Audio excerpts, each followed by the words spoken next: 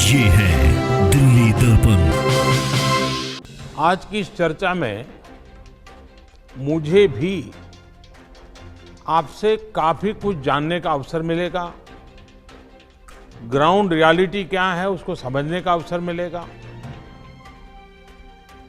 आज की चर्चा के निकले पॉइंट्स, आपके सुझाव देश को आगे की रणनीति बनाने में अवश्य मदद करेंगी। साथियों, किसी भी संकट से निपटने के लिए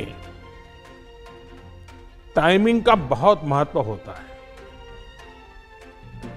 सही समय पर लिए गए फैसलों ने देश में कोरोना संक्रमण को नियंत्रित करने में बहुत मदद की है।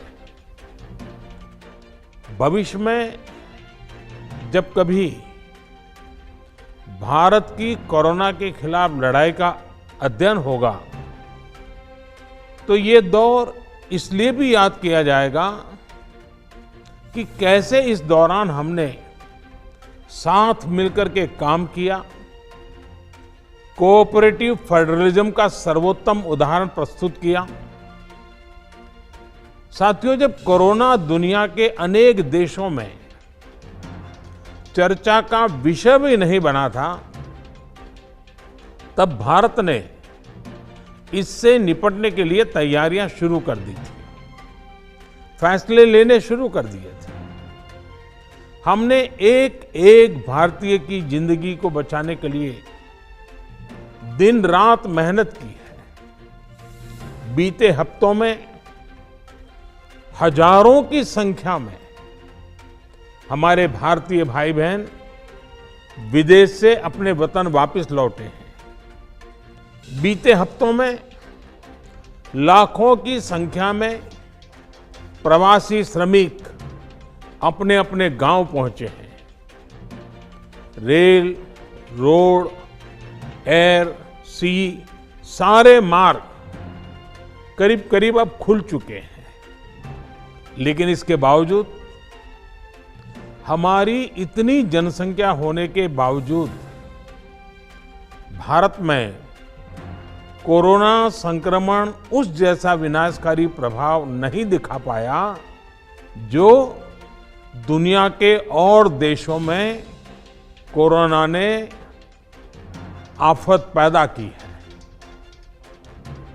दुनिया के बड़े बड़े एक्सपर्ट्स, हेल्थ के जानकार लॉकडाउन और भारत के लोगों द्वारा दिखाए गए अनुशासन की आज भारी चर्चा हो रही है। आज भारत में रिकवरी रेट 50% से ऊपर चला गया है। आज भारत दुनिया के उन देशों में अग्रणी है जहां कोरोना संक्रमित मरीजों का जीवन बच रहा है। कोरोना से किसी की भी मृत्यु दुखद है। हमारे लिए किसी एक भारतीय की भी मृत्यु असहज करने देने वाली है। लेकिन ये भी सच है कि आज भारत दुनिया के उन देशों में है जहां कोरोना की वजह से सबसे कम मृत्यु हो रही है।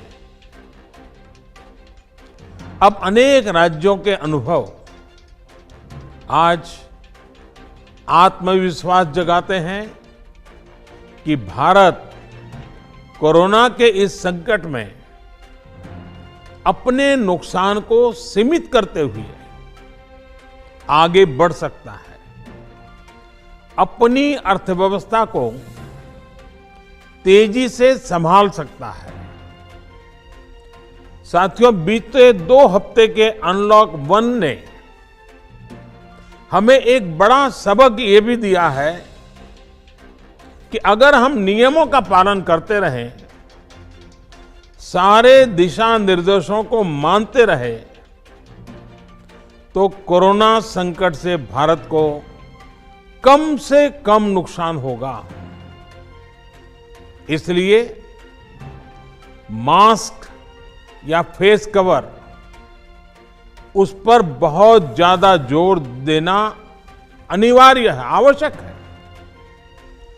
बिना मास्क या फेस कवर के घर से बाहर निकलने की अभी कल्पना करना भी सही नहीं है। ये जितना खुद उस व्यक्ति के लिए खतरनाक है, उतना ही उसके आसपास के लोगों के लिए भी। इसलिए 2 गज की दूरी का हमारा मंत्र हो, दिन में कई बार 20-20 सेकंड के लिए साबुन से हाथ धोने की बात हो, सैनिटाइजर का इस्तेमाल हो, ये सभी बहुत गंभीरता से किए जाने चाहिए। खुद की सुरक्षा के लिए, परिवार की सुरक्षा के लिए, विशेषकर घर के बच्चों और बुजुर्गों की सुरक्षा के लिए ये बहुत जरूरी है। अब तक लगभग सारे ऑफिसेस खुल चुके हैं। प्राइवेट सेक्टर में भी लोग ऑफिस जाने लगे हैं। बाजारों में, सड़कों पर भीड़ बढ़ने लगी है। तो ये सारे उपाय ही कोरोना को तेजी से फैलने से रोकने में मददगार होंगे।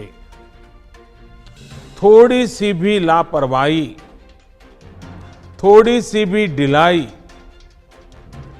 अनुशासन में कमी कोरोना के खिलाफ हम सभी की लड़ाई को कमजोर करेगा। और इतने दिनों की जो तपस्या है, उस पर पानी फिर जाएगा।